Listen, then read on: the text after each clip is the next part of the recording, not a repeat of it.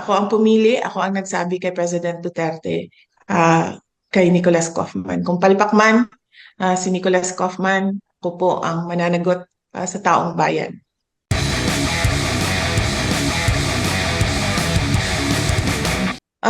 Nag-aantay ako kung sino sa mga relatives namin no ang darating. So hindi ko alam kung makakarating yung aking mga kapatid. Ang plano ko ay i-apply sila lahat ng permission to visit. Kung hindi man kami payagan na sabay-sabay kami, ibigay ko na sa kanilang tatlo yung oras nung araw na yon para makasama nila ang aming papa sa kanyang birthday. And ang pagkakaalam ko, merong mga grupo ng ating mga overseas Filipino workers at mga Filipinos living abroad na mag-celebrate ng birthday ni Pangulong Duterte. Hindi ko lang alam paano, saan at yung mga detalye, pero narinig ko na meron silang pinag-uusapan na ganun. Ang sigurado lamang ay yung peace rally support to former President Rodrigo Duterte to bring him home to the Philippines ay merong rally or merong gathering ngayong March 23. Ito ay Sundays dito sa The Hague, pero wala pa tayong specific na lugar dito sa The Hague dahil pinag-uusapan pa ng ating mga kababayan. Salamat po. Okay, Thank you. Next question. A. Balagtasi, The New York Times. A. Hi, ma'am. Good afternoon. Ma'am, I just want to get your 2 cents, your reaction regarding the recent the Senate hearing. How do you find it? Because I think Senator Bongo earlier said it was too late, the hero. Well, actually, oo. Yung buong bansa natin, we already lost a former president. So, late na tayo. Kaya nga, sinabi ko kanina, kung hindi ko lang maalala kung nasabi ko ba, pero ways forward na lang tayo. Unang-una, sino ang mananagot? But we don't expect na merong papanagutin. Pangalawa, anong gagawin natin as a country, as a nation, moving forward? May darating na eleksyon. Ano bang dapat natin gawin dyan? Ang gusto ng lahat, pagbabago. So, meron tayong option na 10 senador at meron pa tayong daming tanong sa nangyari sa ating budget sa ngayon. No? Public funds is expended in a constitutionally infirm document. So, ano bang gagawin ng bansa? Ituloy natin ang demand natin for transparency, accountability, peace and security para sa ating bayan. Yes, thank you, ma'am. Also, I just want to ask regarding the defense because po na-interview si Attorney Kaufman and he said he's very confident that he can the case can be speedily dismissed.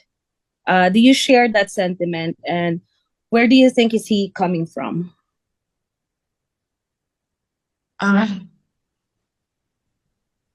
It is best if you ask him to elaborate on his answers. Pero alam niyo naman, as a relative, no, as a Filipino citizen, matagal na ang isang araw. Matagal na sa atin ang 2 araw. Pero for lawyers, alam mo, meron yan silang sarili nilang mga timelines, no? Kung paano yung proseso sa loob ng korte. But as a relative, as a daughter, I just feel na, and as a citizen, as a Filipino citizen, masyado nang matagal ang isang araw.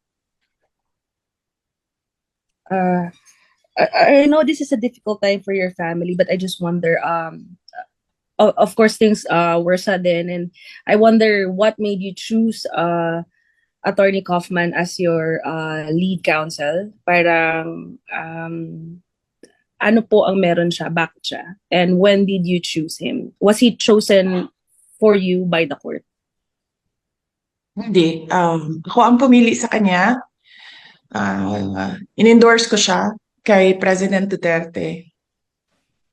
Noong nasa ere, si President Duterte, noong kasi sinusundan ko yung airplane niya, nung naintindihan ko na kung ano yung gagawin ng pamahalaan sa kanya, um, gumawa na ako ng paraan na merong sasalo sa kanya na abogado dito sa The Hague. So, madaming mga pangalan ang pinadala sa akin ng iba't ibang grupo, iba't ibang tao. Meron ding mga lawyers na nag-apply mismo at ginawaan ko siya ng shortlist. May inutusan ako na abogado dyan sa Pilipinas na mag-interview ng mga lawyers ng mabilisan lang. Um, tapos, si Nick Kaufman ang nasa top 3 ng listahan na yon. And base sa briefer na binigay sa akin ng abogado, base sa interview na ginawa niya sa mga abogado at sa kanyang, ano bang tawag niyan? Vetting, no? Pinili ko si Nicholas Kaufman. And habang nasa ere, si President Duterte, sinabihan siya at sinabihan ko lahat ng may contact sa kanya. Even ako, kasi nakausap ko siya sa telepono, sabihin niya, pagdating niya dito, na si Nicholas Kaufman, yung kanyang abogado. Pagdating niya dito, nakasulat sa papel din ang pangalan ni Attorney Salvador Mediadleya at siya yung unang nirecognize ng ICC na abogado, kaya siya yung nandoon sa initial appearance. Pero nakikita ko na medyo hirap si Attorney Medialdea dito kaparte ng kanyang kalusugan. Ilang beses ko siya sinabihan dahil nagmi-meeting kami dito. Ilang beses ko siya sinabihan na pumunta kami sa hospital dahil pangalawang nakikita ko yung hirap siya sa paghinga, hirap siya sa mukha siyang stressed na masyado na dahil sa edad niya siguro. Sinabihan ko siya magpa-hospital kami pero umaayaw siya dahil nga tumutulong siya kay dating Pangulong Duterte. At yun na nga, inabutan na siya ng pangalawang collapse niya doon sa detention center at ngayon ay hindi na siya pinapalabas ng doktor sa hospital. Kaya malamang ang magiging desisyon din niya ay mag-withdraw dahil kailangan niya tutukan ang kanyang kalusugan. So, yes, ako ang pumili, ako ang nagsabi kay President Duterte, kay Nicholas Kaufman. Kung palpak man si Nicholas Kaufman, ako po ang mananagot sa taong bayan.